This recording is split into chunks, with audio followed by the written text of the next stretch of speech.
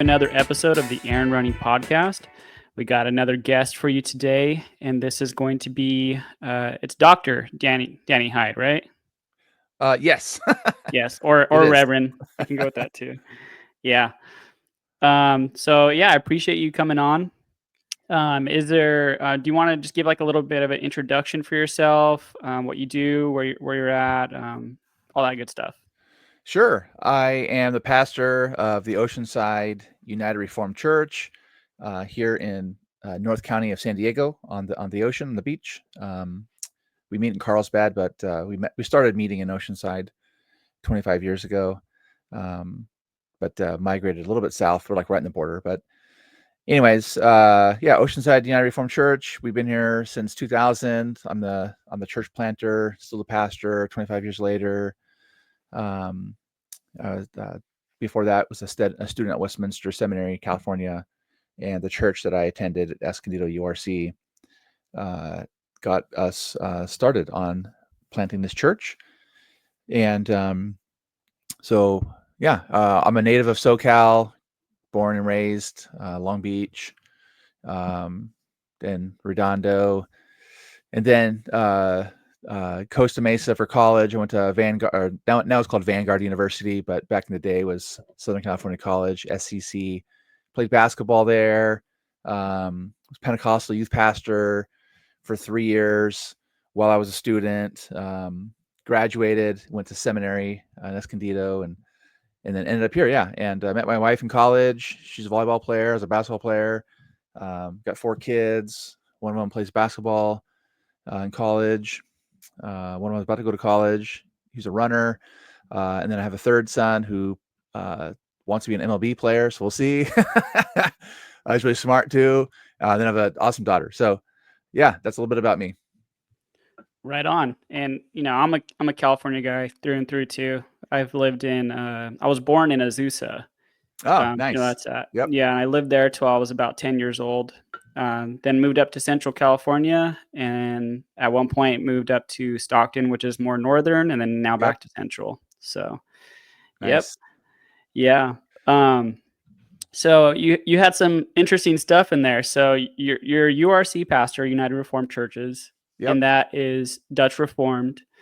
I belong to the same denomination right now up here in Visalia, which is kind of how we connected. Yep. Do you know any of the guys up here, by the way? Like Pastor Rotes or anything? Yeah. Oh yeah. Yeah. I've known Jacques since I think after he graduated from seminary, he became a pastor in Sanborn, Iowa. That was like early 2000s. I graduated from Westminster in 2000, and but the summer before that, my wife and I were in a little tiny town called Dune, Iowa, in Northwest Iowa, and so I'd preached in various churches in Northwest Iowa in the URCNA, and then we came back a couple times. I did a wedding and a few other things for some people that we met there that we really got to know really well. And then Jacques was the pastor in Sanborn, and I saw him at our synod, which is our big gathering of churches and pastors and elders every two years. I saw him this past summer down here in Escondido, and I told him that he still owes me a sermon because I preached for him back in the day, and he still hasn't returned the favor. So I'll make sure to remind him next time I see him. yeah. Well, and I heard about you because in the membership class for the church, he gave us your book, the Welcome to a Oh, cool. Reformed Church. Yep. And then, I saw you had Twitter, so I followed you there. But in the book, you had mentioned that you came from the Calvary Chapel world originally, which is what I came from. And so I want to know, one, like if you wanted to share like a little bit of your testimony, you don't have to go super Yeah. in depth. But then, how did you get connected to like the Reformed world out of Calvary Chapel? So I was baptized. So my parents didn't go to church, and my mom was raised like hardcore Latin Mass Roman Catholic. My dad was raised complete pagan, and when they got married, I was baptized. My older brother and I were baptized in the Catholic Church. Like for my mom, like on my mom's side sake, for her parents' sake, whatever. So, and that was in Long Beach. And, we moved around a little bit, but my dad became a believer. I don't know exactly, he died a couple years ago. I don't know the exact dates, but my dad became a believer at Calvary Chapel, Costa Mesa, back in the early days of the Jesus movement. When that movie came out, was it 2 years ago or something? It just kind of gives me goosebumps to remember a lot of stuff. It's like a lot of emotions about it. But yeah, my dad became a believer in Calvary Chapel in the early, like really early days. So, before, like, anyone who's familiar with Calvary Chapel, Costa Mesa, like, none of the buildings were there. People probably know, like, it was a tiny, tiny little chapel. And then eventually they put up a big tent. So my dad became a believer in the tent.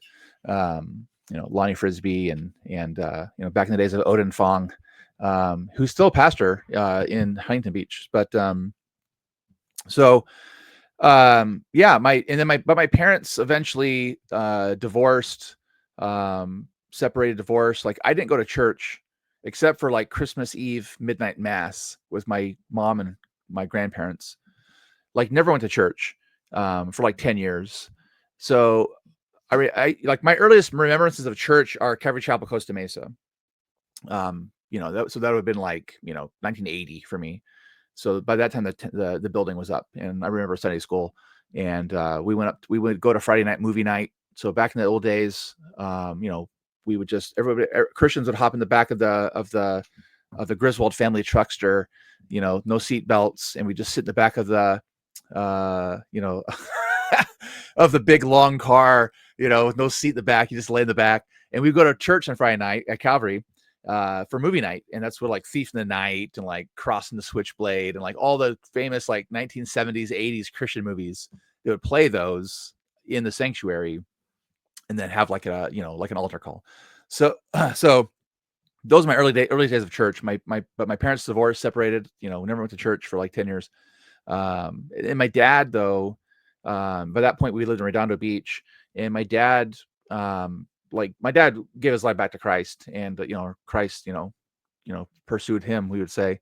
My dad backslid for a long time, and he started going to Hope Chapel in Hermosa Beach, and Hope Chapel is a Foursquare church.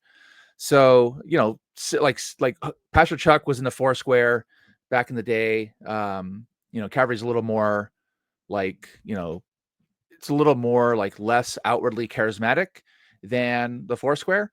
But they're similar, like in the similar like realm, right, of charismatic, Christianity. So my dad invited my brothers and I to church. I went, and I was converted like on the spot the first time I went. So I remember sitting in the very back row.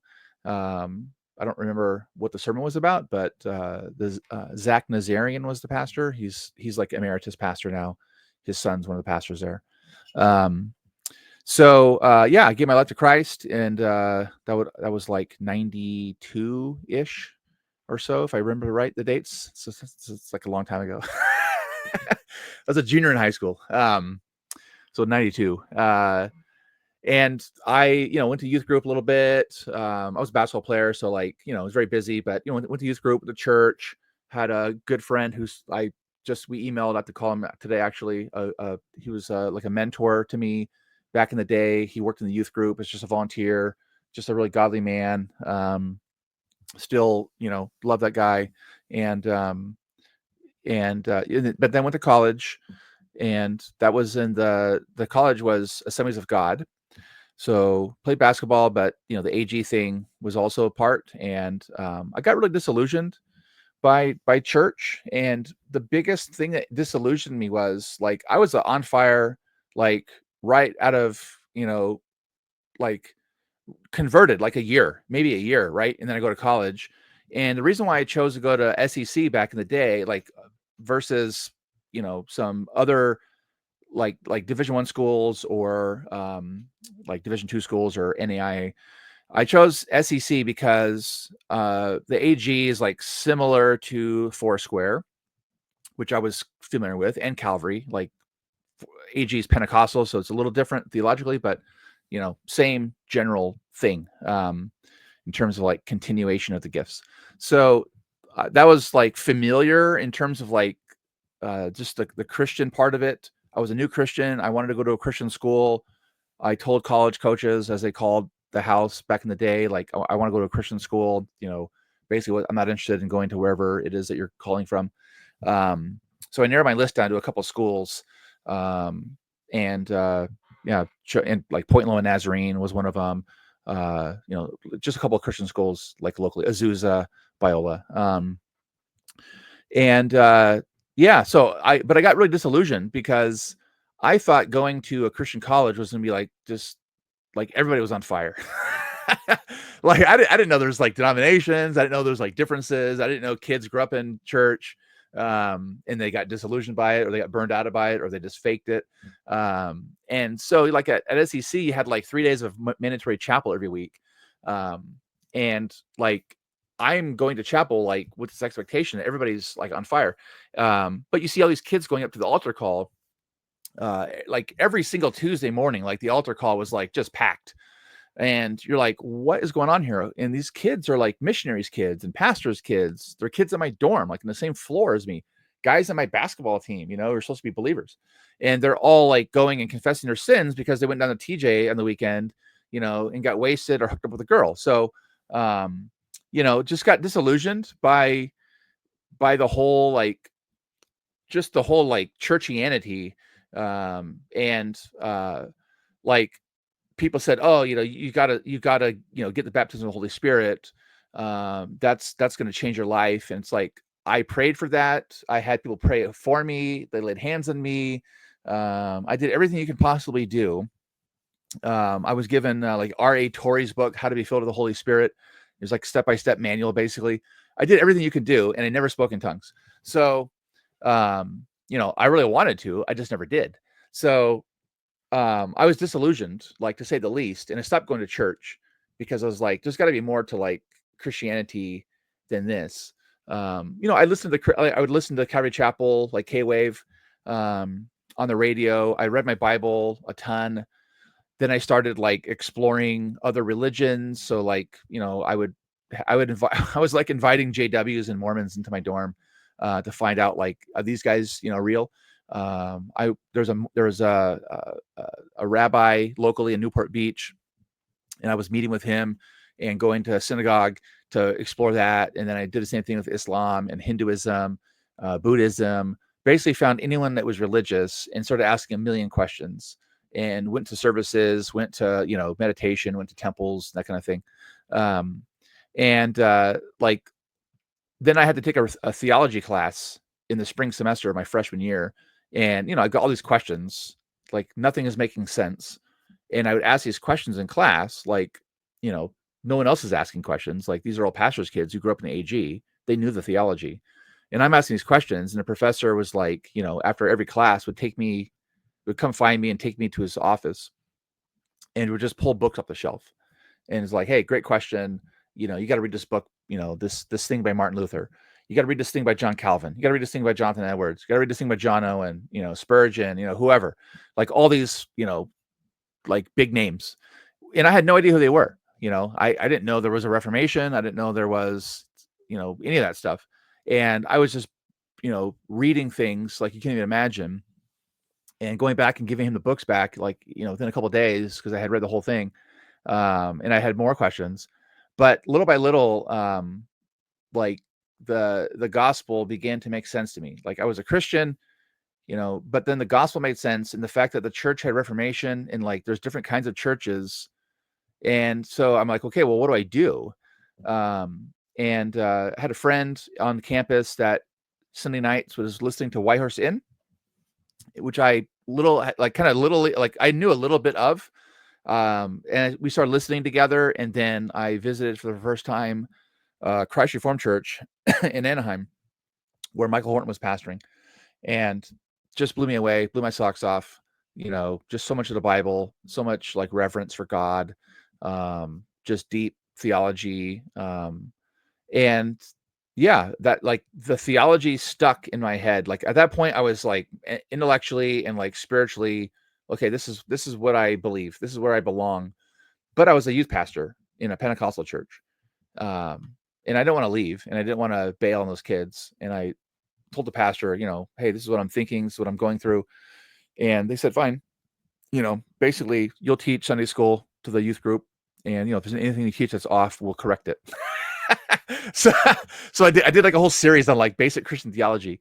And, yeah, I mean, they would say a few things here and there to kind of like, he talked about election today, but don't forget, you still got to choose. And so, but they never really like rebuked me or corrected me and said I was 100% off or wrong. And then I graduated and went to seminary. So there you go. Bring it all back. So yeah, it's like long, before I was talking to you, I was listening to, some old Vineyard music. I still consider myself, like at heart, I'm a Christian, but at heart, like I still have, kind of like the Pentecostal fire. I still have the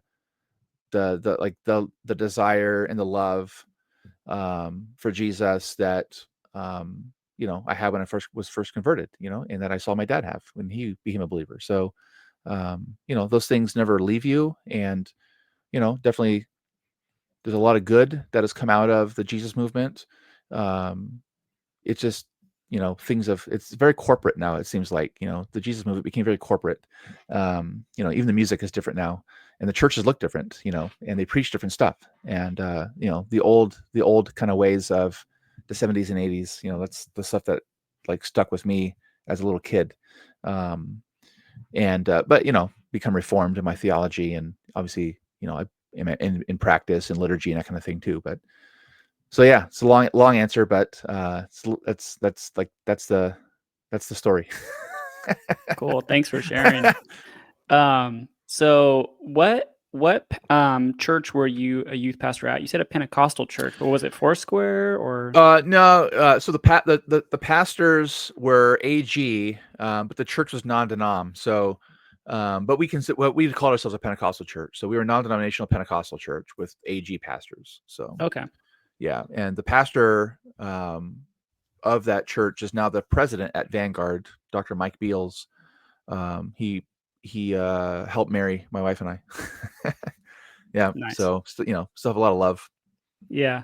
I think I shared with you, I was also baptized Catholic as an infant, but not because my parents were really Catholic. My mom's Mexican, so that's if you're Mexican, you're Catholic, But my dad came from the Calvary Chapel world, so literally a week later, after my infant baptism, I was dedicated at Pastor Rawlisa's church in West Covina. Well, back when I was in West Covina, yeah. Yeah, no, I mean, I didn't even know who he was, then my dad's like, don't you remember when you're a little kid, we watched that movie, it was all about him. I was like, oh, okay. There's a movie about him? Yeah, I have to look it up, but it's like one of the old like it's like early, was it late 70s, early 80s, like Christian movies. Is it Cross and Switchblade? Is that one about Raw Reese? No, I can't because I remember. think that one's about the guy another in one. New York, and he's not even. Yeah, there's another one. There's another Yeah. one, and it's about like there's the kind of like the gang culture and whatever. And anyways, yeah, it's so long ago. I haven't seen those movies forever. Yeah. Cool, man. So yeah, thanks for sharing that. I forget what else I was going to tell you, but anyways, I was going to say just one funny story, and then we'll dive into the Dutch Reform stuff. But at one point, my family had helped plant a Calvary Chapel up here in Central California in Porterville. But I was already getting introduced to like Calvinism, so I picked up a couple books. I picked up a John Piper one, God is the Gospel, and The Living Church by John Stott. And I was in the process of maybe becoming like the youth pastor at our church, so I got sent to a conference at Calvary Murrieta. Yeah. And I have those books in my backpack, and they give me a little welcome bag, and in it there is a book called The Dark Side of Calvinism that Chuck Smith forwarded, I think. I forget like who wrote Dave it. Hunt, right? Is that Dave Hunt? I don't remember. I just know Chuck. Dark Side. Yeah, that was Dave Hunt was the other one. Dark Side of Calvinism is oh my goodness, George Bryson. Yeah, I don't even remember. Yeah, because George Bryson was on staff here at Calvary Vista, close to where I'm at. He was a missionary as well, but Yeah, I've had my interactions with him. Yeah, I thought it was funny because I was like, here I have like Oh my Calvinist in gosh. my backpack, and yeah. Anyways, so Dutch Reformed, so United Reformed Church, and Yep.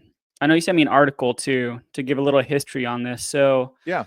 I think a lot of people in the States, and myself included, were a little caught off guard. Like, what is Dutch Reformed? Like, I Yep. know Reformed churches, and I know Presbyterian churches. Yep. What is Dutch? And being up here in Visalia, there's a huge Dutch community. Like, there's like two Dutch Reformed churches, a CRC and a URC, Yep. and then Yep. a Christian school that goes from preschool all the way through high school, which my kids go to. Yep. And those churches founded that school, so it's like a Dutch Reformed school, you know. Yep. Yep. Hyperion School, Um, we call it. Yeah. yeah. So what is a Dutch Reformed church? Well, I mean, a Christian church first and foremost, right? But just if people, can kind of imagine like back in their, in their minds, or just if you go online and just kind of research like, the Protestant Reformation, and typically like we say, oh, 1517, Martin Luther, on October 31st, nails his 95 theses, on a church door for debate because the church was, a mess. So, there had been for hundreds of years like reformational movements and calls for reform, whether theological or moral reform in the Catholic Church. So, the Reformation, as we call it, is really just, like another movement within many movements. And it just happened to stick with Martin Luther because he had a prince in his region, Saxony, that protected him and wanted him to, because he was a very popular professor of theology at Wittenberg University. And so students were coming from, around, and he was getting a great reputation as a great scholar, and he didn't want to lose that. So he was protected by the Catholic Church. He's basically protected from death. And because of that, the movement was able to like, kind of marinate and like allowed to grow, and it wasn't suppressed like immediately. So out of the Reformation, then there's it's those ideas are like kind of bubbling up all across Europe. We typically say the Martin Luther, Lutherans, John Calvin, Calvinism. But in the Reformation movement, like throughout Germany and Switzerland, and then it begins to bubble up in England and Scotland, and then the Netherlands, or what we call, like, the Netherlands today is small compared to what it was then, but in the region called the Netherlands, which today is like Belgium, Luxembourg, northern France, and the Netherlands.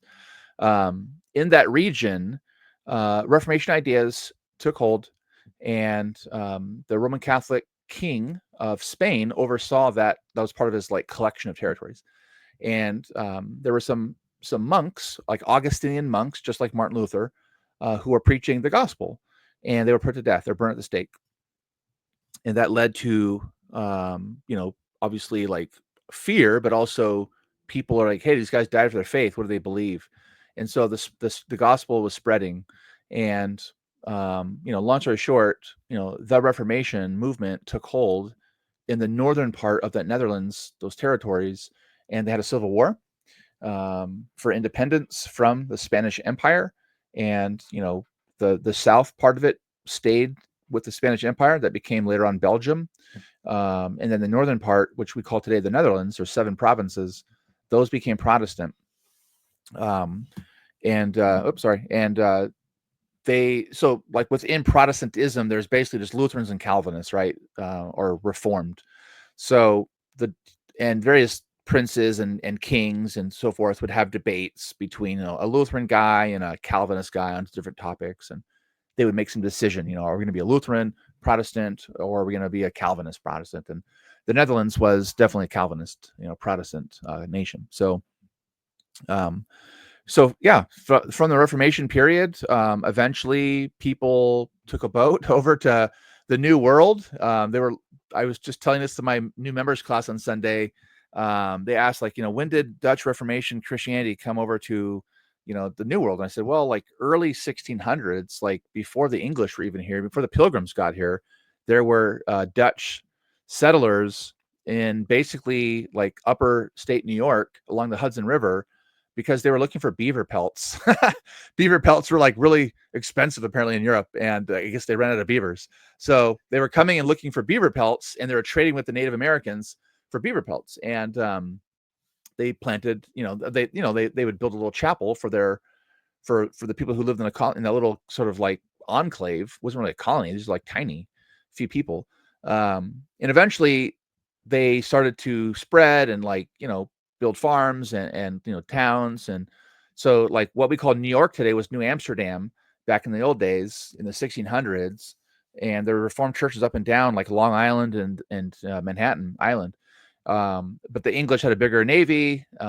They surrounded the harbor, and basically the Dutch surrendered, and it became New York and became an English speaking colony. But the Reformed churches were still there, Dutch Reformed. So those Dutch Reformed churches still exist. They're called today the Reformed Church in America. And later on, some immigrants came over, like in the 1840s, from the Netherlands to America for economic reasons and so forth. And when they came to those churches, they felt like they were, like, I guess for lack of a better term, like they were liberal. There were things that they believed or didn't believe or practice or didn't practice. They felt like it wasn't like in the old country. It wasn't faithful to the Reformation. So they started their own Dutch Reformed churches that were more similar to the ones back home. So like the equivalent would be like the Reformed Church in America was equivalent to the old state church, basically. And the immigrants that came and started what was called the Christian Reformed Church were equivalent to those like Christian Reformed Church people in the Netherlands that left the state church.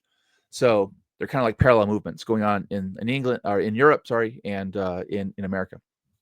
And those Christian Reformed churches started like in the late 1840s, 1850s, went strong for quite a while. And, just like a lot of things, you got to be vigilant and, got to be a watchman on the wall. And again, people felt like there was a downward trend, sort of a slide towards, liberalism, like American cultural Christianity, consumerism, whatever it was, like, radical 60s, like, ethics, sexual revolution. These things like all affected Christian churches across our country, including the Dutch Reformed churches, the Christian Reformed Church. And so people for a generation or two were calling for the church to, stick to its guns, right? Stick to like its beliefs and not slide. And those calls, sometimes were listened to, sometimes weren't. And some churches eventually left. And there were like independent Reformed churches, and there's like the thing called the Alliance Reformed churches. And in 1995, after the Christian Reformed Church allowed women to be ordained as ministers of the gospel, a big exodus happened, and that exodus became what we call today the United Reformed Churches, North America, URC. So our churches come right out of the Christian Reformed Church, which comes right from, the Reformed Church in the Netherlands. But we spread, right? I mean, I'm not Dutch, so that somehow I found my way into this, historically ethnic Reformed Church. And I'm in it because I think the theology is awesome. And the Heidelberg Catechism, speaks my heart. And the Belgian Confession is a wonderful statement of faith. And the Canons of Dort explain like the doctrines of grace. These are the historic, Christian doctrines. And, with a particular, way of expressing them. But yeah, I mean, our roots are in the Dutch Reformation, but just like all churches, people come from every tribe and language, and people and nation. So Yeah, absolutely. I that was another thing I was going to say. So do you have to be Dutch to be a part of the church? well, like I said, I'm not. So I think we Yeah. have one. I think I have one. I think someone else said they might be Dutch, but yeah, we have like one or two. Oh, really? people that actually have like, I think we have one person that actually grew up in like a Reformed church, like a Dutch Reformed church. That's it. So yeah, our church has like no majority. There's no majority ethnic group in our church. Like we have, people from Colombia, we have, people from El Salvador, we have people from Mexico, we have people from Africa, we have people from Australia, we have, Americans like me, white people, whatever. I mean, we have Chinese, we have Korean, we have like Native American, we have Iraqi, like we have everything, like all kinds of people from all kinds of places in our church.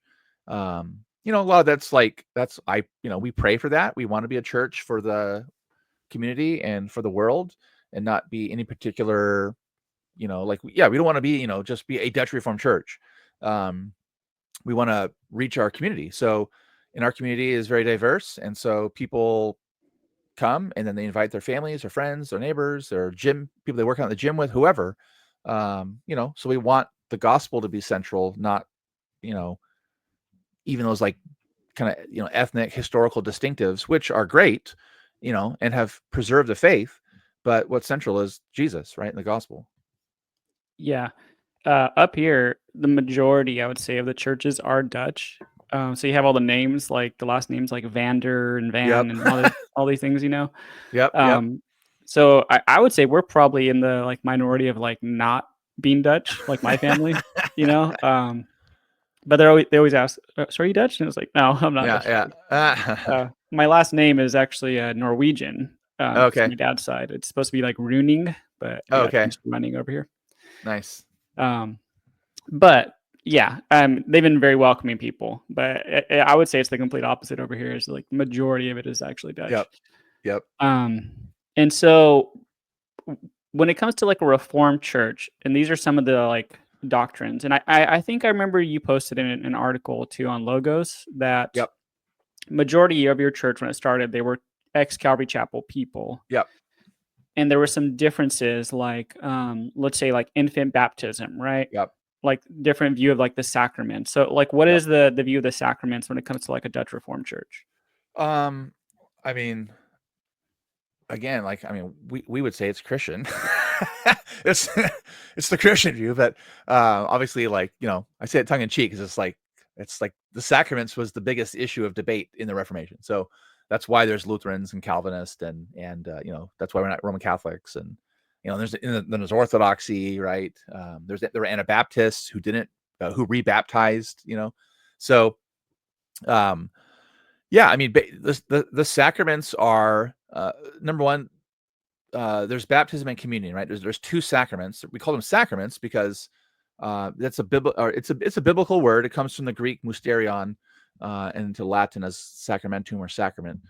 These are outward signs of grace, and Jesus gave us these two signs. Sometimes they're called ordinances. We call them sacraments.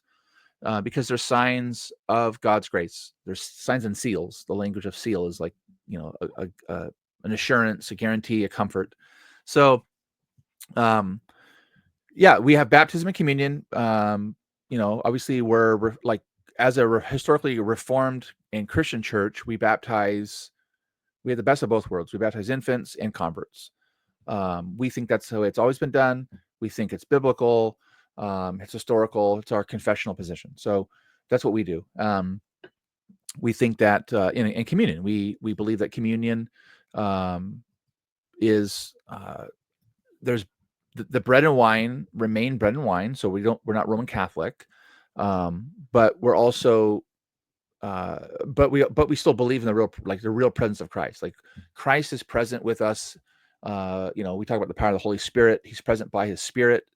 Like Jesus said, He's going to go and send us another comforter. And it's the Spirit who's going to be within us. And so the Spirit, is he's the second helper. And so He's in the place of Christ, right? He's the advocate. And so He's here with us, present with us. And we can say Christ is present with us as well. But obviously, we don't think we disagree with the Lutherans about how Christ is present. That's why there's a big debate between Lutherans and Calvinists on, is Christ present? We both say yes. And then the rub is well, how is He present? And so that gets into all the philosophical and theological gymnastics. We think we have more in common than we disagree on, but obviously that disagreement was big enough where Luther and Zwingli disagreed and separated, and men like Calvin, Butzer, and others, Melanchthon, wanted to bring the Protestants together on that issue, but they weren't successful. So here we are.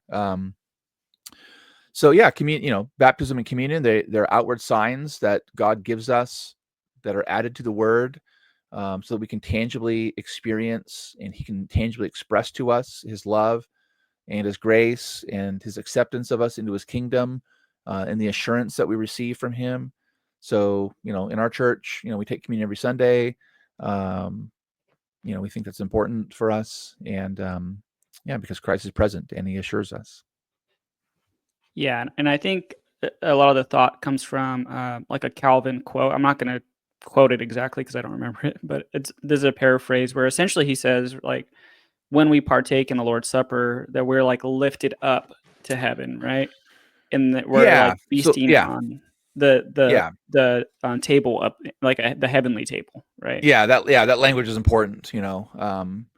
So obviously, like in the context of like Lutheranism, the base of Lutheranism, and with Roman Catholics, like that became important. Like we lift up our hearts to the Lord in communion, and it's the Spirit who, mystically unites us to Christ at the right hand of God.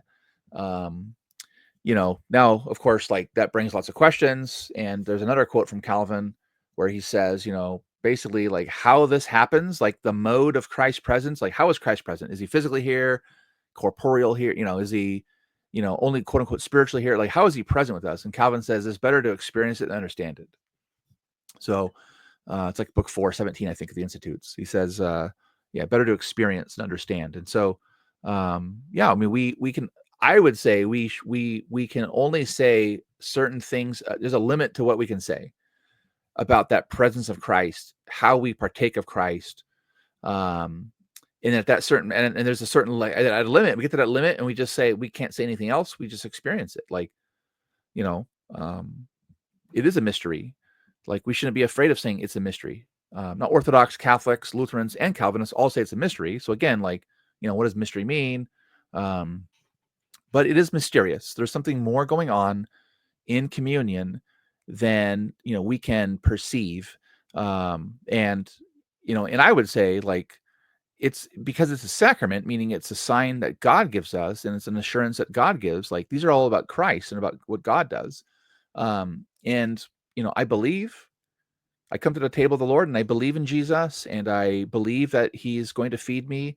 And I just believe that. And, I just leave it at that. I let Him do His work, in me, and I just receive it, And change subjects a little bit. So as a Reformed church or Dutch Reformed church, you already mentioned like the confessions, Yep.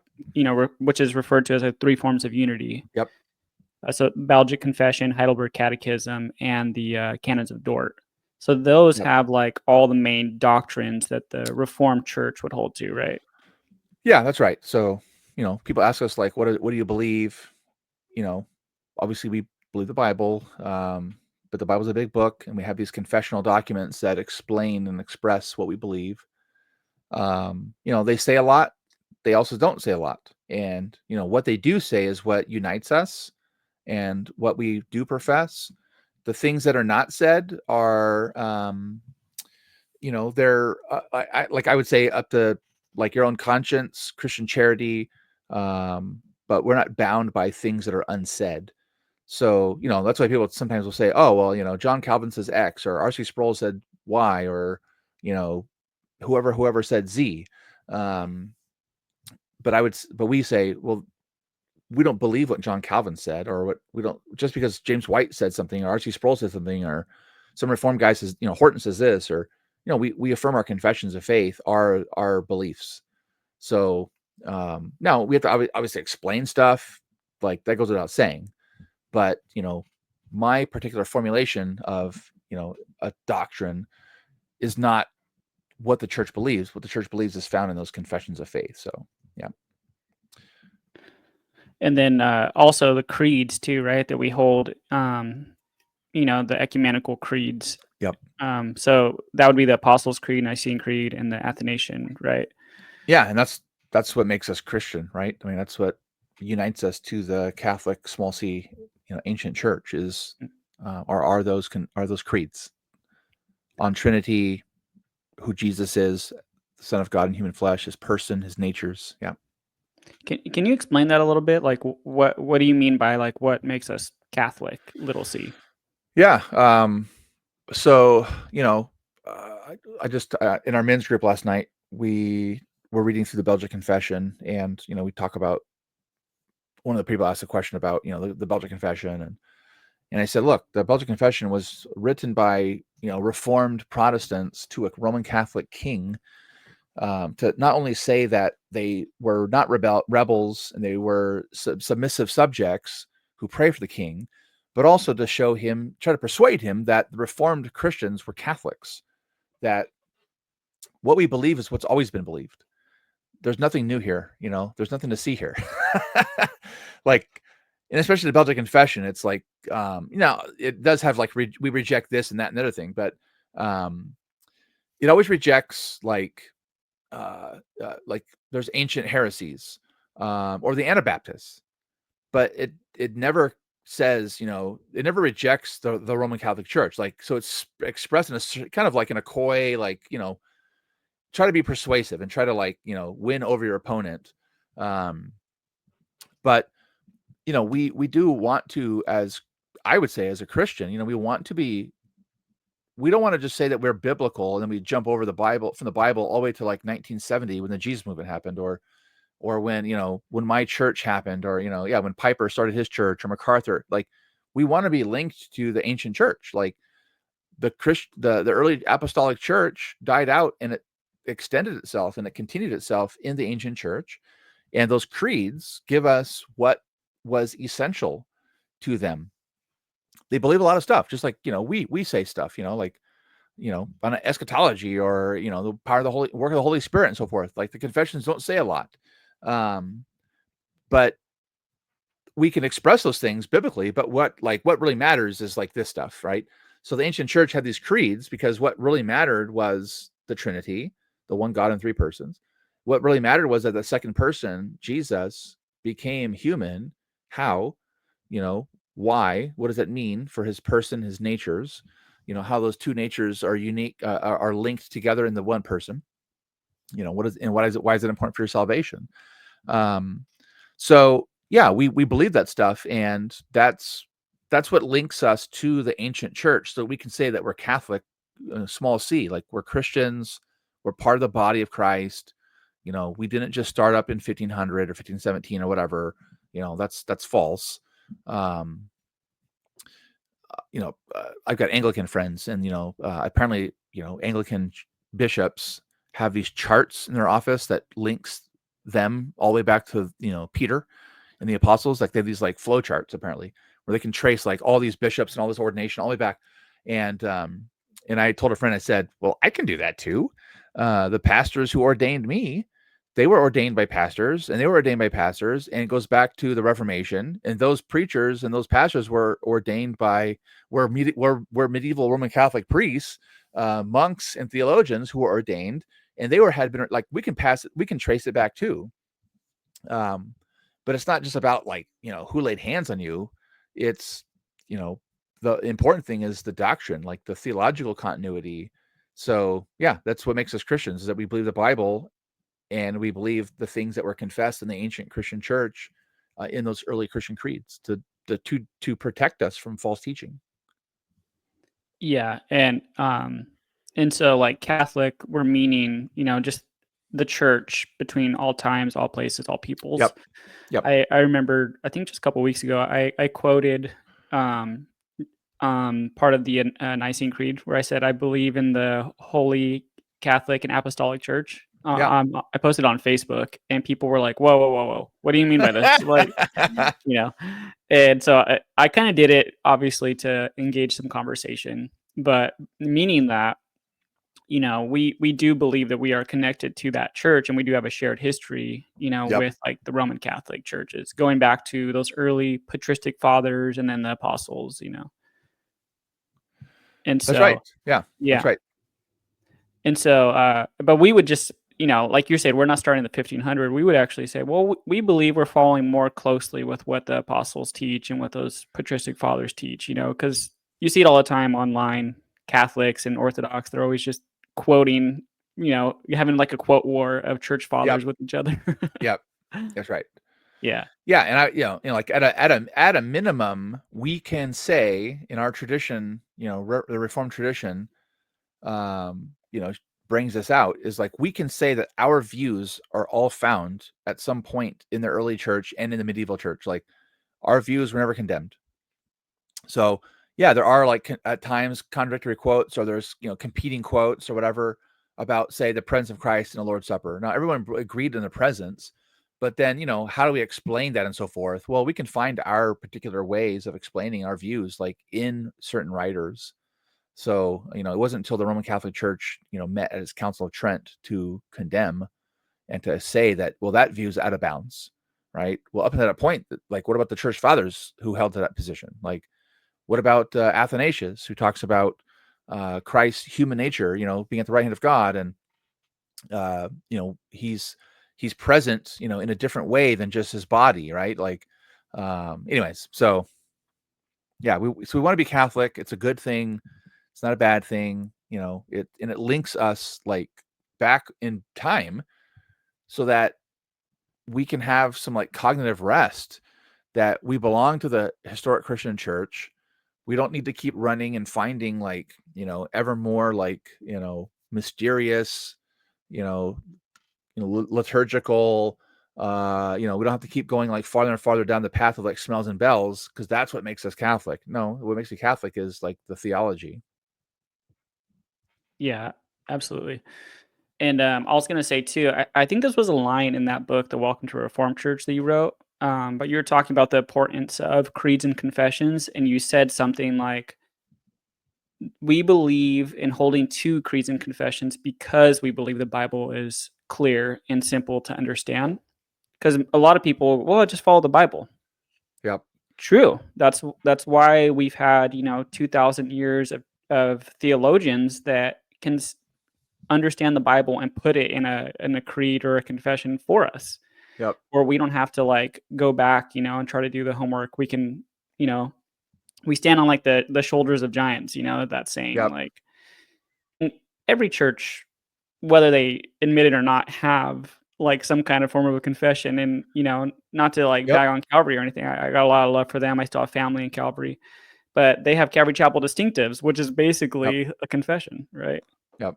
Yeah. And yeah, I mean, well, Calvary has a seminary now. So it's like Calvary has gone completely denominational like we have. So, I just did a podcast with Mike Neglia from Expositors Collective, which is a Calvary Global Network podcast. And, we were talking about this kind of stuff. It's like, yeah, Calvary back in the day, like the Calvary that I know, it's not like today's Calvary. It's different. And now Calvary has there's two different Calvary chapels, right? There's two movements. So, anyways, yeah, you like, if you're an evangelical out there and you're listening to this, you're like, creeds, confessions, Catholic, it sounds, crazy. Every like your particular local church like doesn't just follow your pastor and then he dies and then like the next guy comes in and teaches completely different stuff. Like every one of us as a Christian like has been taught by someone who was taught by someone. Like, so that stuff gets passed down. Like, we can call it small T tradition. And that's what's been passed down to us, like in the faithful teaching of the church fathers, in the faithful teachers of the medieval church, like in the Reformation. This has been passed down. Because every pastor has a way of thinking. Every church has a way of thinking, has a confession of faith, has a creed, whether it's written or just assumed. The Bible is a big book. It says a whole lot of stuff. What really is essential? Well, the creeds are the ancient answer to that. And then as controversies grew, the Reformed confessions, the Protestant confessions, like explain those controversies in a little more full way, to say, hey, there are errors that our church has been teaching for 1,000 years that we need to get rid of. And we need to get underneath like all the barnacles and all the husk and like get down to the essence, like to the thing that's underneath it all, which is those creedal confessional teachings. And I don't know, how much time do you have left? Yeah, I can go. Yeah, for a few minutes, it's good. Okay. I had a question too. So, Yeah, URC belongs to what's called NAPARC, right? North American Presbyterian Reformed Churches. And I was talking with a friend the other day where the question got brought up: what is the difference between a Dutch Reformed church and a Presbyterian church? Because they seem so similar, you know? yeah. I mean, on the one hand, nothing, because they are, they're just the like the theology is the same, right? This is like Reformed Protestant, Reformed Protestantism. Um, one originates in the Netherlands. Uh, Presbyterianism originates in England/Scotland, right? So it's like there's geographic difference. There's somewhat of a like on a timeline. You know, Dutch Reformation is a little earlier. Presbyterianism, you know, as a movement, you know, comes a little later. You know, and Presbyterianism is like within the debates in England, particularly in England, where you have, you know, King Henry VIII, who's Catholic. He dies. His son Edward VI becomes the king, and you know he's a Protestant. He's a Reformed Protestant. He dies. His sister Mary becomes a queen. She dies. Her sister becomes a queen, Elizabeth, who's Protestant. And by that point, like they're tired of fighting between Catholics and Protestants. And then even within Protestants, there's like the Puritan movement within the Church of England, and a lot of them are advocating for like Presbyterian ideas. So she just kind of solidifies the Reformation, you know, as the Elizabethan settlement is called. So after that, you have like, some, history continues, but then there's even more battles and more fights. And so within the English Reformed Church, which is, the Church of England, eventually there are what we call today Anglicans, Presbyterians, there's Congregationalists, and then out of that come Baptists.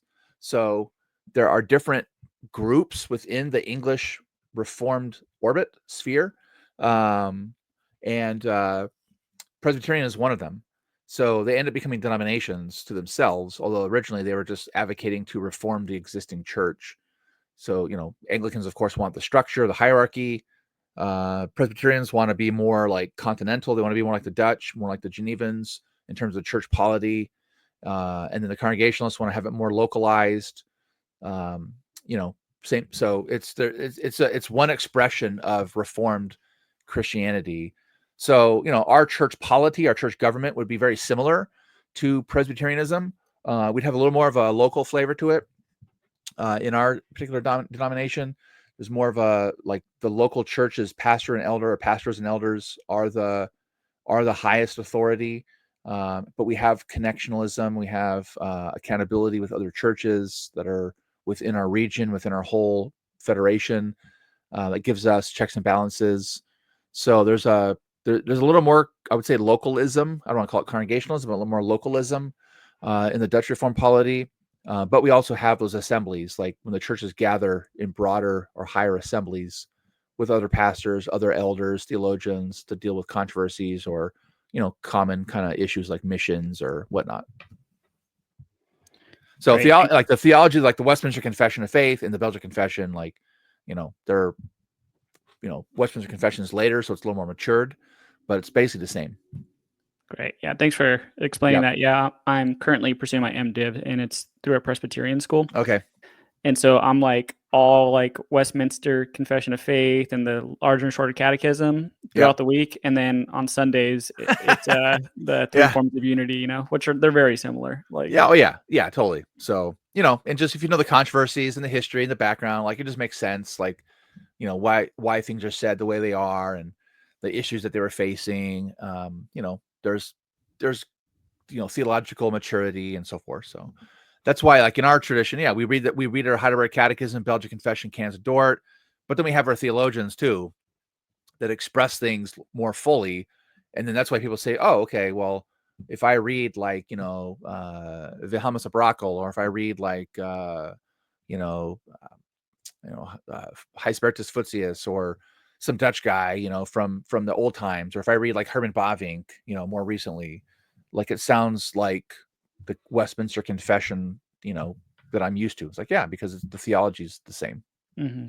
Yeah. All right, cool. Well, I appreciate you coming on. I'm sure Yeah, you got man. a lot of stuff to get to. So Oceanside URC, if anybody Yep. is in the area and wants to visit, and I'll make sure to put like the website in the description. And Yep. then also I can post a link to some of the books that you've written too. I'm Oh, sure they're cool. all there Thanks. like on Amazon, right? Yeah. Amazon. Yeah. People, just, yeah. Oceans, our website's up, obviously, we have YouTube for sermons, social media. We're on all of them. So Cool. yeah, I All think right. I think my media guy, or I think we're on TikTok now. I don't have TikTok, but I think he's putting our short videos on TikTok now. So yeah. Okay.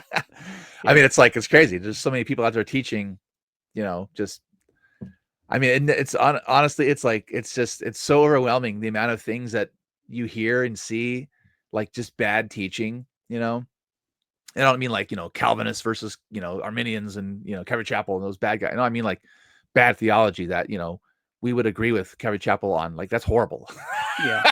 That's heresy. Like, what are you doing? Yeah. So but it's all on TikTok, right? It's like just people, self-appointed teachers on TikTok doing their TikTok Bible studies, and it's garbage. So Yeah, I'm on there too, but I literally yeah, just post on it and then I just like yeah, run away. I'm the It'll same. Yeah, it's like I just want to post, get out, not Yeah. deal with it. It's Yeah. the comments, the trolls, the anonymous, whatever.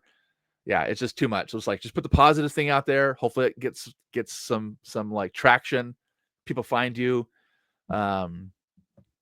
Our like on our Instagram reels, like 70% of our like the watchers are not even followers. So it's really cool. So we're like seeing more people like find us just through like quick reels. Like, oh, that sounded cool, or hey, that looks interesting, or whatever. So Cool. yeah, you All didn't ask right. me about charismatics, man, like about speaking in tongues. So there you go. Oh yeah, no.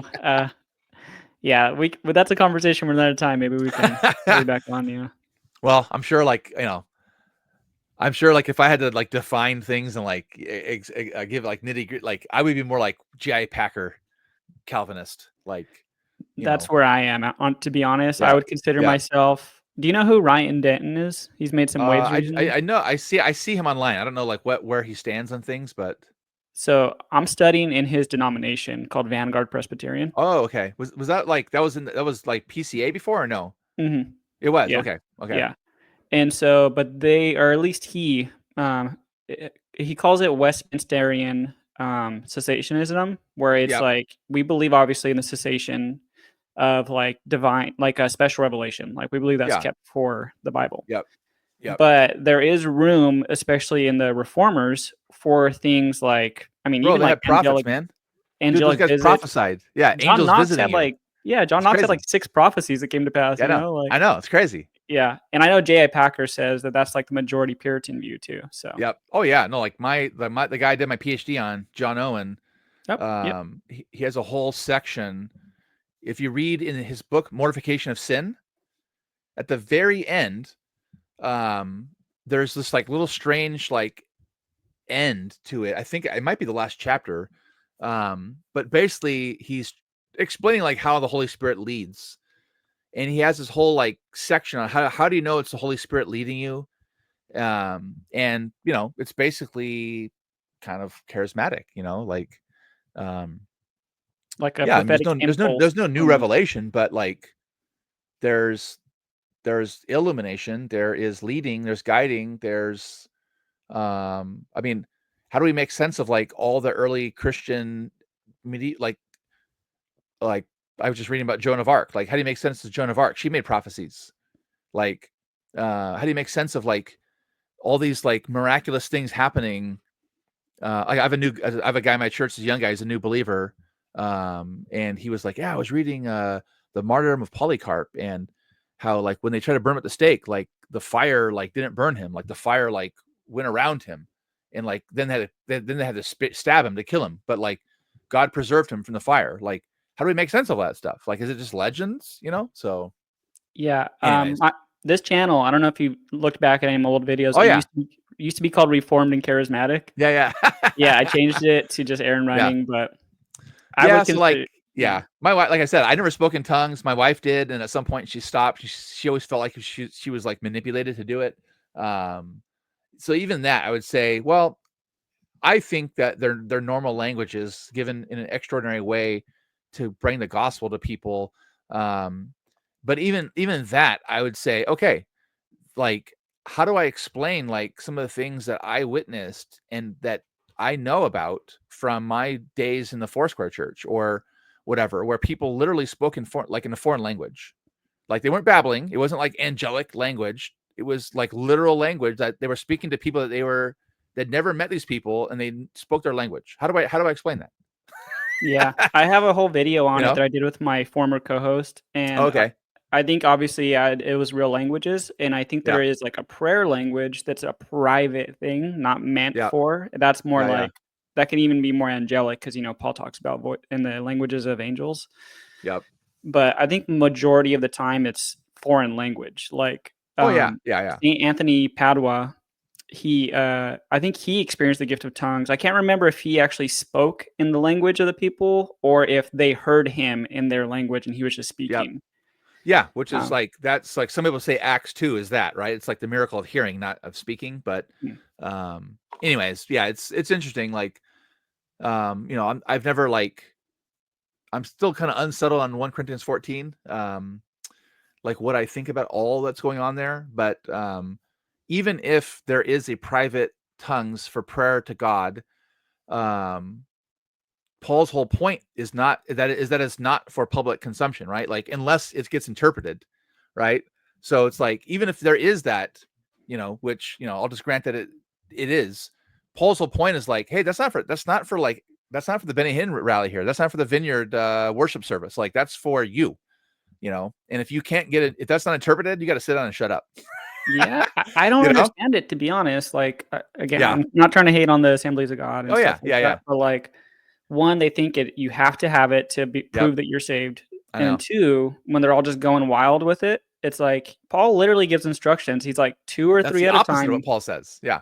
or 2 or 3 people per Yep. service, one at a time, and you Yep. need an interpreter. Yep. Like, Yeah. God's not author of and confusion. He says that. yeah, Like yeah, it's not meant to be that. It's meant to be, you know, you know, yeah. again, I'm not 100% settled on like, is it rhetorical? Is he just, what is he saying about, if I speak in tongues of angels? But if that is a private thing, a prayer thing, it's a private prayer thing. It's not meant for public. So anyways, Yeah. yeah. One thing I was gonna bring up too, I did a short video, like 5 minutes on Calvin when he received a prophetic word, and he received it as that. And Oh he yeah. was Yeah. like, Yeah. what Yeah. was his name? Yeah. It was William Farrell when he told him if he Farrell. left, he would be cursed and he would never be successful. And that's He why he ended said, up in "I Geneva. cursed you Yeah. from God. Your Yep. life is gonna be cursed," And and that's he why he said stayed in Geneva. Yeah, exactly. It's yeah, and like, he's like, I felt he literally says, I felt yeah, as if God from heaven was speaking to me." Like, yeah. that's prophetic language, Well, that's why Martin Luther became a monk, Yeah. right? He, there's a lightning bolt from heaven and he gave his life to God, So Mhm. God does things that are unexplainable that I just think like, yeah, in general, like I think the cessationist position is the best position.